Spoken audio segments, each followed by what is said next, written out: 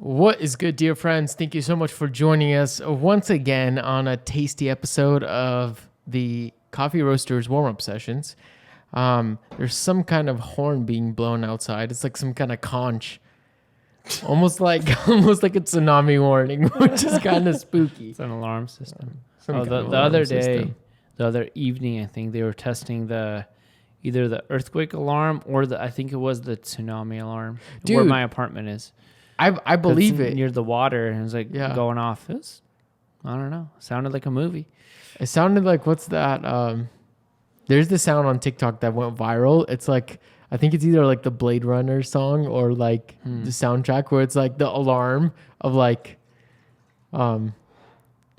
I don't know. I'm not as TikTok savvy as you are. We'll just brew another cup of tasty batch.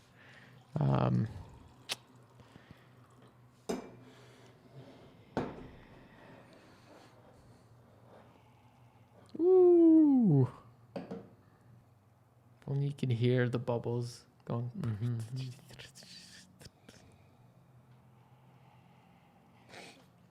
Oh my God. Wow. Guys, wow. Oh man, to those folks who are listening. Amateur mistake. Oh, this is an episode to watch on video. Oh, it's too hot. Okay, this is the worst experience ever. But then everybody who has enjoyed a cup of Joe has had this stain. Just reminds me of driving in traffic. God, classic. Good old spill it down your white button-up collar shirt. Oh, that's even worse. Yeah, that's the worst. God. Why? Classic movie scene of trying to rub it out with the tie, like the backside of the tie. Get it out. And then that's only the foreshadow of something else worse happening. Always. You're trying to park and you hit a car. Yeah. Like, what? Yeah. God. All of you watching this video, this YouTube, this podcast will not quit looking at that for the rest of the podcast. Mark, is that eucalyptus? Serge, okay. We need to ban these flavor notes forever. Get them out of your palate. Blackberry, stone fruit, eucalyptus. Was that one of our malic copies? acidity needs to go. We need more descriptors.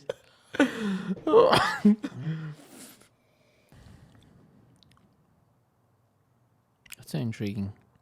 Different than yesterday's brew. Was it yesterday when we roasted? You brewed this coffee up.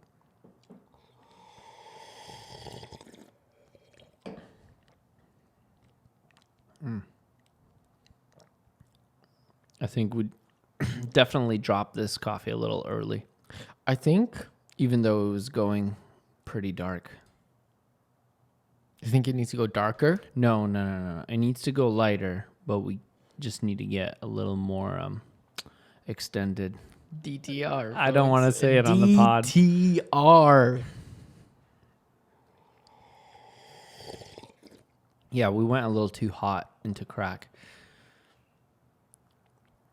I will say, hot not as in temperature, like just it was going too fast. The mouthfeel, I actually kind of like it. It's kind of a little creamy, velvety. It's definitely velvety. It's nice. It's kind of like my cup of Joe. Yeah. Just yesterday's brew, like maybe this is a brewing issue. I don't know. But yesterday it was very juicy. A ton of acidity. I felt like it had more acidity. Yesterday. Yeah. Yeah. That's Which what it I'm could have been saying. because this coffee is literally 2 days off of roast. Yeah. Like there's a lot of things happening right now in the coffee. So this is even too early, I think, to brew it anyway. You're not getting the full experience because, I mean, speaking of that, like some of the coffees we're tasting in, this is something I'd love to just challenge all of you listeners. Like get a coffee that you really like, that you've been enjoying, leave one brew for 4 weeks, 5 weeks off of roast. just for kicks, like just for experimental purposes. Because, I mean, of course, depending on your brew method, it's going to be different. But sometimes we just don't let coffees shine because we're just too eager to finish them For sure. so fast. But I do like the mouthfeel on this a lot. Yeah, when it comes to like body and like the tactile, it's super nice. It's like so soft and thick and like getting a little bit of like I a like it a strawberry jam, but I could be a little crazy. I don't know, but maybe a raspberry compote. No, I'm just making that up. I mean, I'll take that as well. Well, folks, thank you so much for tuning in. That was our little deconstruction of the new coffee that's going to be dropping here in the near future, super near future. So keep your eyes peeled. Keep your ears open for that. Today, we honestly just shot out a poll on Instagram earlier this week and said, hey, we're doing a Q&A session. So we're going to be reading questions right off of our Q&A responses and answering them. We're going to try to get to everybody, but we'll see how things go. We'll just go with the flow. Yeah. See what happens. See what happens, exactly. So What do we got? oh, man. Let's hope these questions are still on there. Okay, so we got so there's a couple of repeats, and I'm gonna do my best to try to understand what y'all sent in. I could misunderstand you, which if I did, send us a DM. We'll answer it on another time. But anyways, despite its many drawbacks, do you guys recommend the Ode over the Encore? Ooh, This would probably not be a question that I've had experience with the Encore, so I can speak for the Encore. I've had experience with the Virtuoso, which is kind of like an Encore knockoff, or not knockoff, but like a nice version, just a different casing, pretty much. But you've used both. You've actually used my Virtuoso, and you have the Ode right now. Yeah. I'm trying to think. I've used the Encore before. I don't know. I don't remember. No, I don't think I've owned one, but I've used the Encore. Actually, the funny thing is Micah asked me that question too because he was shopping for a grinder. Yeah. I think there's a few things. I wouldn't say that the Ode is a entry-level grinder. It's not priced like one. I don't think it functions like one. The only entry-level aspect of the Ode is that I feel like the dial and the grind settings themselves are like very, very simple and basic. Like they even have that little card on the back that tells you like different settings for different brew methods. I think that's the only entry level part about it. Everything else, the burrs themselves, the stock burrs themselves are like flat burrs. They're not conical. I forget the exact size of them, but they're decently big For a whole burrs. grinder? Yeah, for a whole grinder. And the price on that is $300, I believe, plus tax. The Encore is an entry-level grinder. It is like basic. It's not as basic as maybe you would buy a Mr. Coffee burr mill. That was my first grinder. It's like a $20 Mr. Coffee burr mill that I used for years. Yeah. It's better than that, 100%. For sure. But it still has very basic setup, very, very simple, and it has a very friendly price as well. So just comparing the basics, the two different sets of burrs, conical burrs versus flat burrs, I would say yes, you should probably go with the Ode. Yeah. Was that the question? Like Yeah. which one you would choose? Yeah. Yeah. The question is once again, But I think the price difference is like almost double. so you would recommend the Ode. So Over- if you could afford it, go with the Ode for sure. Go with the Ode over the Encore. The Encore, yeah. Yeah. There's a pretty spectacular difference. It's Yeah. pretty powerful. Right. And once again, like I think for people who are just getting into coffee, a grinder will make a world of a difference for your brews. Like it's a wild difference. And I've had multiple friends who would get a grinder, from either my recommendation or whatever, and are like, "Oh, dude, this is actually such a big difference." And yeah, it's gonna just change up your whole brew game. So if you can, definitely go with Is there another grinder question? Because I have add something, but I don't want to spoil. There's another grinder question. No, there isn't. No. Yeah. So right now I'm also playing with the Ode and side by side with the Comandante. And that is a much closer comparison in a sense of price. And that's where I would say, like, we're probably going to shoot more content on this, but that's where I say for almost the same price, because Comandante is what, $350, $360, like even it's within $100 of each other, and the Comandante is like just unreal in comparison to the Ode. Yeah. Stay tuned on the YouTube channel. We'll hopefully be dropping that soon. Because there's a lot to unpack there. Totally. So, cool. Next couple questions. This is two questions, I think, from the same user. First question they asked was best recipe for V60 and top current coffee roasters that you recommend to try out. So, best recipe for V60. It's kind of hard to break that down. It's a controversial question. Yeah, it's a very controversial. But maybe throw in, give us two or three things that maybe two things maybe that you would recommend for people to focus on when they're looking for the best recipe. Mm-hmm. Does that make sense? Yeah, totally. Like, is it, whether it's bypass, whether it's you're pulsing, you're swirling, your bloom, your rate, whatever it is. Yeah. Easy. We actually shot that recipe, the very, very basic one on our YouTube channel. I would say I still stick to that. When I don't know, 20 in, 320 out. That's semi, like medium fine grind size right there. From there, I go with like 3 times the bloom. So about a 60 gram bloom, and I like swirl vigorously. Like I take my time on the bloom vigorously right there. Mm-hmm. So possibly like almost like a 10-second swirl, like a lot. Yeah. And then I pulsate once to 200. Mm-hmm. So that would be 140 grams of water. I get that in, and sometimes I give it a swirl. Sometimes I just leave it alone, depending on the coffee.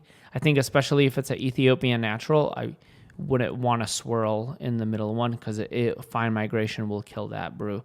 But then at the end, I would give it a very, very light swirl. So that's, you pour it up to 200, and then the last pulse, the third final pour, is going to be from 200 to 320, which is 120 grams of water. Mm-hmm. Very minor swirl.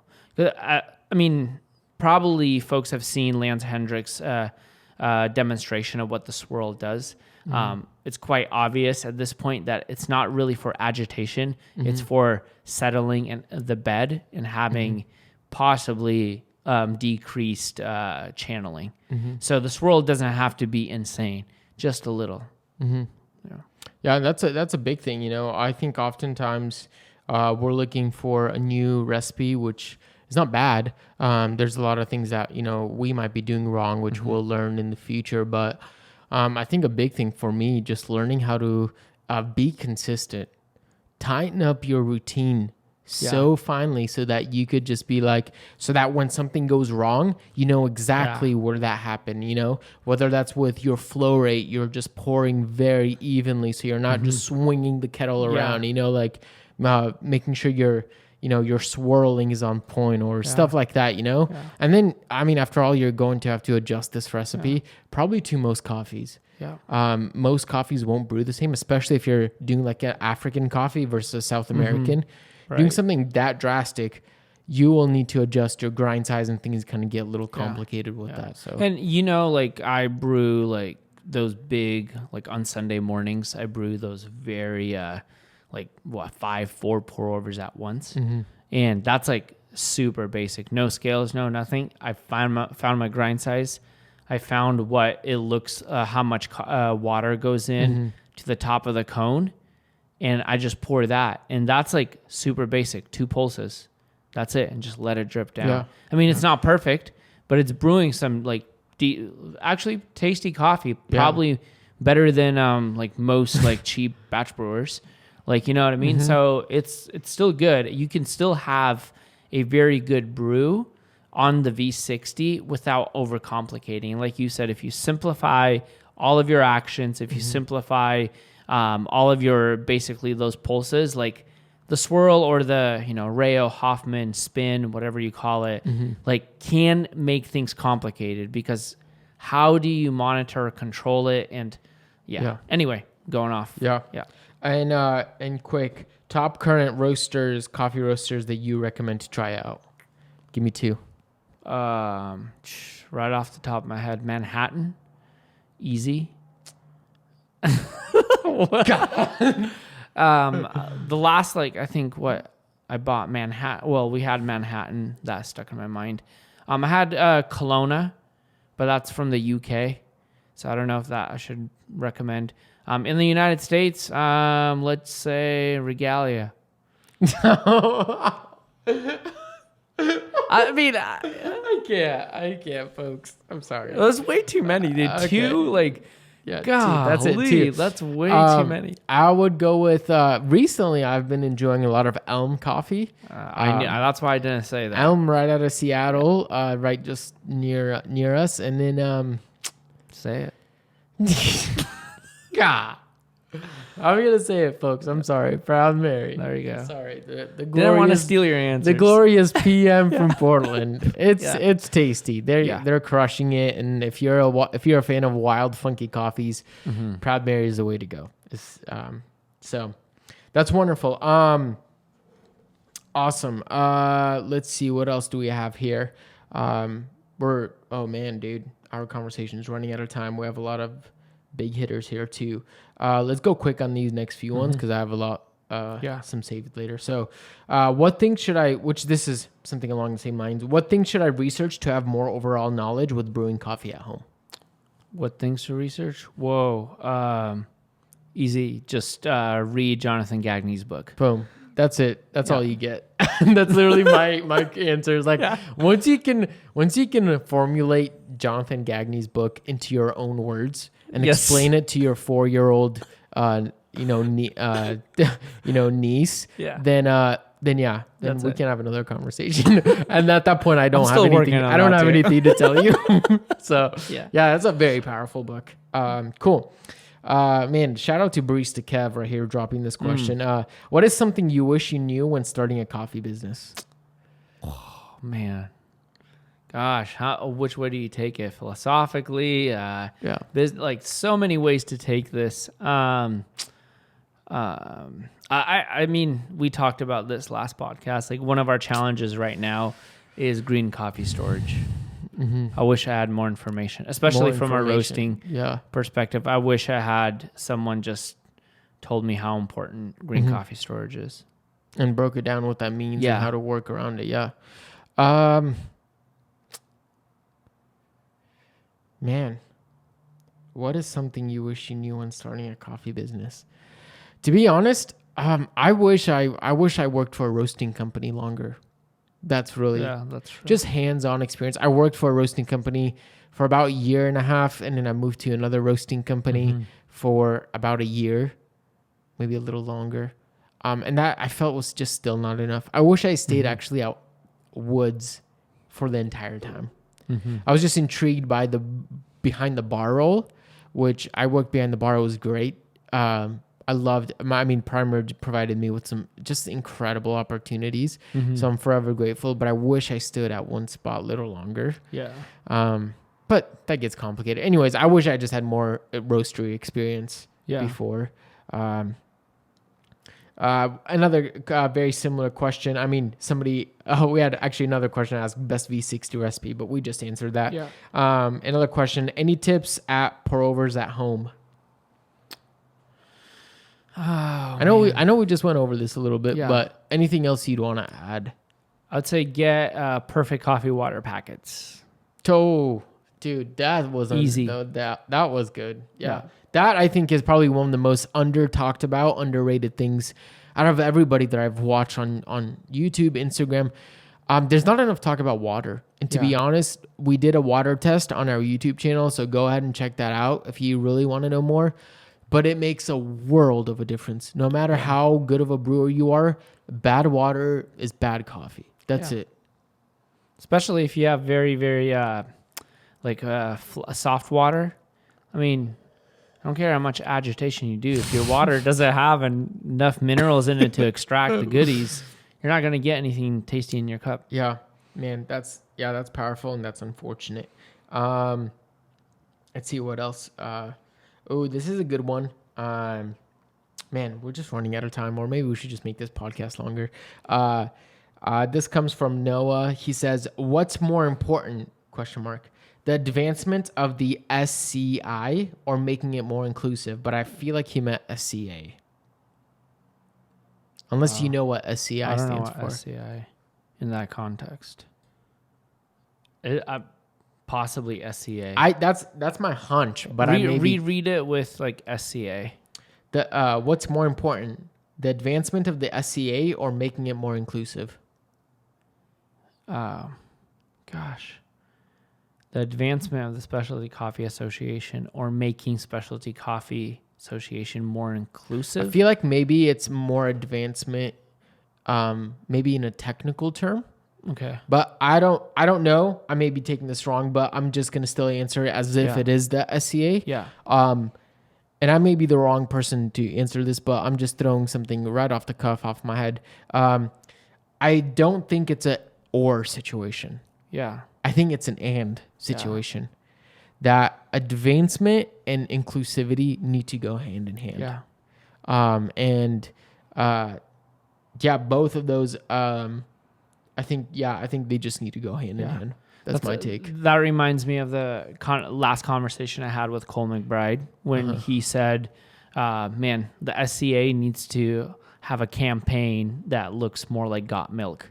And the reason he brought that up was we were chatting about the fact, like, not enough people know about specialty coffee. And especially when cafes are opening up in areas with a demographic that's not familiar with specialty, education has to happen. And to that degree, I think, like, one, the SCA needs to be more advanced in their education to the general consumer, of course, or to the general public.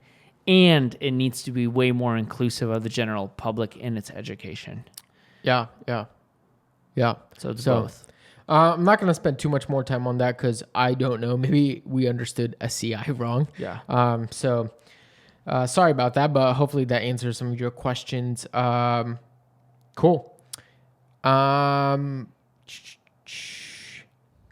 We got a question. It was a pretty complex and deep one, asking us, what are your favorite and unique forms of collaboration between coffee businesses? And it was complex, and I added for clarification because I was like intrigued by this. But they said, "Sure. What are innovative collaborations that really impressed y'all? Or maybe what are some coffee events that you thought were really effective in creating good conversation around coffee within a local community? Or even just what are some model examples of healthy relationships between coffee businesses that you would call synergistic? And promoted the overall scene for a local community." Yep. So I kind of get what you're saying. And honestly, this is actually a conversation that Sergi and I have talked about a lot. And it's something that I think we envision Mirror to kind of become for at least our local community. This is a little deviating from the question, but we've always talked about is like, how can we create events that would be beautiful for the coffee community, but also being able to suck in people that are not in the coffee community. Like a cool event that you would show up regardless if you're in coffee or not, but that would be coffee centric. Yeah. But also, how can we bring the producer story to the coffee people, the baristas here in town? And then how can we bring the baristas, the workers behind the bar, to the producers? Yeah. And figuring out a way to combine them. We have some ideas. We're pretty pumped on them. And we're hoping it'll unravel. But I think those things are so important. And one thing I will say is, back when I used to work at Primer, which this kind of ties in with the podcast that's coming up next weekend, which, guys, it's gonna be a tasty one. But one of the producers from Guatemala came to Primer and hosted like a little like a TED Talk with all of us baristas. There was free coffee on the bar. Like people came in. It was such a rad event that just it was just exciting. And that was something that I'm like, oh, like this is the producer. Like the guy just, this is origin. And that I wish we had more of. That's also not to say latte art throwdowns are cool. Coffee Fest at CA is cool. But anyways, any thoughts on that? Too many. What you said, I don't know how much I want to give away because we've been brainstorming so much and it's like awesome stuff we want to drop. But the idea of taking consumer stories back to origin, I think is unreal, is like phenomenal. I mean, like you said, like when a producer comes and sets an event for the consumer, there's that bond. But imagine the bond on the other side when the consumer, like coffee drinker, I'm not even saying like coffee professional. Yeah. Imagine just your everyday coffee drinker is putting on an event at origin for the producer. Yeah. Like that I think would be powerful. But you know, things at work. Yeah. So.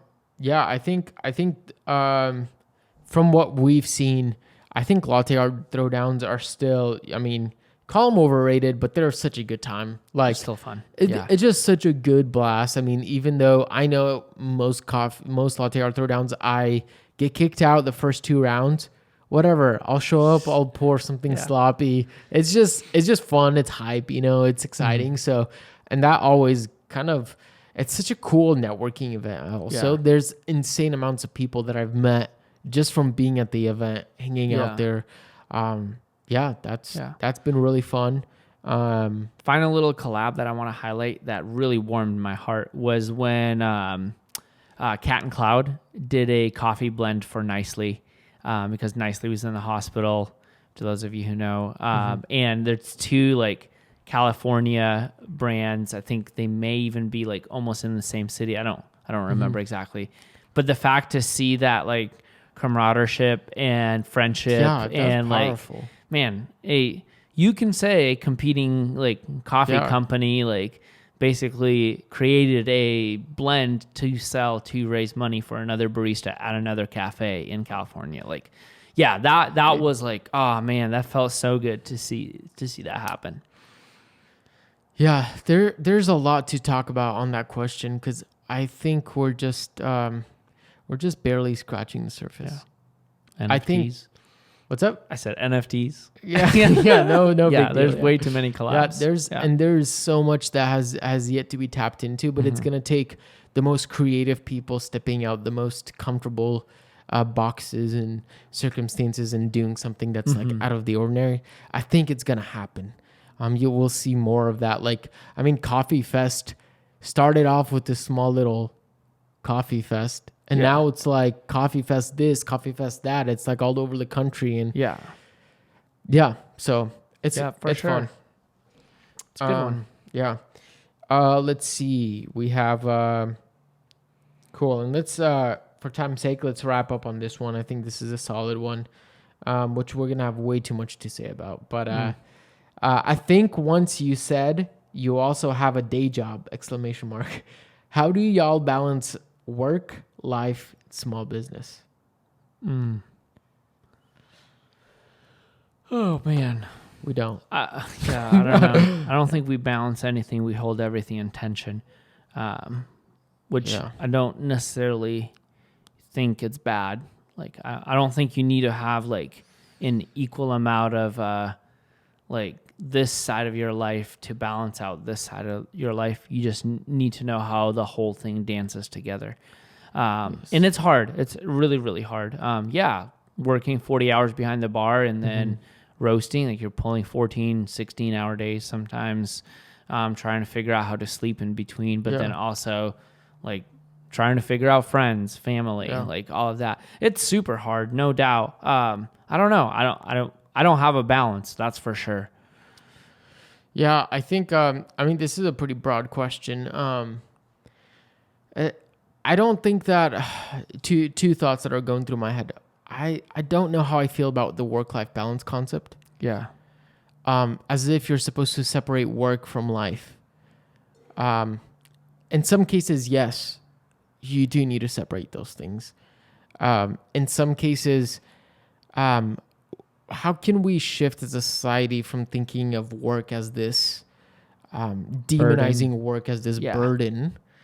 That's something you have to like spend 8 hours at, and then you race home to find this in the life outside of it. And then, oh man, you work here 5 days and you're just waiting for the weekend. I think that makes life really difficult. Mm-hmm. Yeah. It's really binary. It's hard. So I think there's something beautiful in saying work is part of life, and life is just part of work. Yeah. On the flip side, I think there's also, I also don't like that we've thought about work-life balance as something that you reach and you achieve. Yeah. Kind of a little bit with like the self-help realm. Yeah. Where it's like something that you achieve and then you're like good. Mm-hmm. Because especially at running a business, but you can take what we're saying and apply it to your life. Even if you're working a 9-to-5 job, well, how do you work a 9-to-5 job plus have extracurricular activities, friends, family, for yourself, laundry, all this stuff, grocery shop, whatever. Oh man, I just lost my train of thought. What was I talking about? Where was I going with this? Saying it sounded like you were saying like there's way too many categories if you're going to start trying to balance and partition everything. Yeah. Yes. Especially with small business life. Small business life is never cut and dry and cut and neat. Yes, for sure. Some days I work 2 hours. That's my work day. There. Some days I have a 3-day weekend, 4-day weekend, 5-day weekend. Some days, most days, I don't have any weekends at all. And that is something to get used to, and think about work-life balance as something that you're always reevaluating every single day and realizing like, yeah, sure, I can work a lot this week, but if my mental health or if I need to prioritize something else next week, then I need to do that. Yeah. So it's always this tension that I love that you said dance, because it's like what came to mind was like you're dancing and then maybe you might step on somebody else's toes, or you might do a wrong move and it might turn your body a little differently, and you're just learning how to navigate this beautiful thing, and it's ever changing. So it's not something that you can just simply achieve through a beautiful right now daily routine and schedule. It's more of like every day you're trying to maneuver like, how do I not forget about family and friends and gatherings and religious practices or all these things, meditation, grocery shopping, and then work, and like how can we look at it as like this holistic thing that we get to navigate as we go? But to answer your question, I also want to throw out some practical things because that was very philosophical, and it's like, well, you didn't give me anything. I think being self-aware and leaving time every day, leaving some time, even if that's just 5 minutes, to breathe and think about like, how am I doing? Reflection. Reflecting back and kind of just reflect on yourself, practice a lot of introspection, and realize like, man, this week I've just been getting extremely frustrated at random things. Why is that happening? There's something imbalanced there. Something's taking over. And just that, I've just had to learn how to get into that zone and always be having room to reflect. And I think that's part of training your mind. For a lot of folks, that's like religious practices. And for a lot of folks, it's just having religious practices that are not really spiritual. Because I think to a degree, like majority of us like practice something on a regular basis, which I would call that's a form of religious practice. You know what I mean? And I think those practices are actually very beneficial to take it from moving from like the idea of balance into the idea of dance or even tension. Because the way I see, like, the reason balance doesn't make sense to me is because I see it as like, man, imagine a rope is just laying on the ground and just a pile of rope. In order to make that rope straight, you have to like create a tension, and then it's a tight rope. And then guess what you can do on a tight rope? You can walk it. Yeah. But if it's just on a pile, you can step on it, but you can't walk the rope. Yeah. So it needs to do that. And I think creating these practices, creating space for those practices, whether that's sitting and meditating, whether that's just processing your thoughts. For a lot of folks, like, you know, a walk in nature helps settle them down, calm the anxiety, but also bring focus back. Or it may be journaling, you know what I mean? Like, there's so many different avenues, but you need to find your avenue. Yeah. You need to find that space for you to be able to not only unwind and relax, but to bring back focus to what your core values are. Totally. Yeah. And with something like this, I also want to say, like, there's no right or wrong answer. Like, what works for me probably won't work for you, and what works for you probably won't work for me. And there's a sense of comparison in here too, at least for me, where, you know, if somebody can pull off 14-hour days, 5 days a week, and you can't, that's fine. Yeah. You don't have to do that. Yeah. But also keeping in mind, like, if you can manage like a high pace workflow in your life, and somebody else sees that as unhealthy for them, that's fine. Yeah. Hustle mentality can be pretty toxic. Yeah. But that's also like, yeah. Like, how do you define hustle? Is that 14-hour days or is that 8? Yeah. Yeah. You know what I mean? Some successful people have said like they only work six hours a day or something like that. Yeah. You know what I mean? And then other successful people have said, dude, they work like 14 to 16. Yeah. It's like, it comes down to like, you know, one, like, how do you define work? Like, is it also like, I guess it doesn't come down to that alone, but that's one aspect of it, because is it really work for you and I to brew a cup of coffee for the morning? Yeah. You know what I mean? And is it like, if we discover something in that pour over that's going to change how we brew pour over in the cafe, should we log that as admin hours? Like, you know what I mean? Like, how technical do you want to get? And like, what are your definitions of these elements? And I think, yes, there's a lot of concepts that can be pretty toxic, but I think like there's also a lot of things that we need to take basically ownership of. Yeah. And figure that out on our own, and then see what's healthy for us. Yeah, for sure, man. That could just be its own podcast. And there's so much more to see to that. So I just want to give a little shout out to y'all who chimed in your questions. Thank you so much. It's always nice to hear from you guys, also throw in our input, and I think this discussion was beneficial. So thank you guys so much for tuning in. This wraps up our episode. Once again, guys, stay tuned for next week's podcast. If all goes well, there's going to be something tasty next week. Stay tuned. And we're pretty pumped about it. So that's a wrap, folks. We'll catch you guys in the next one.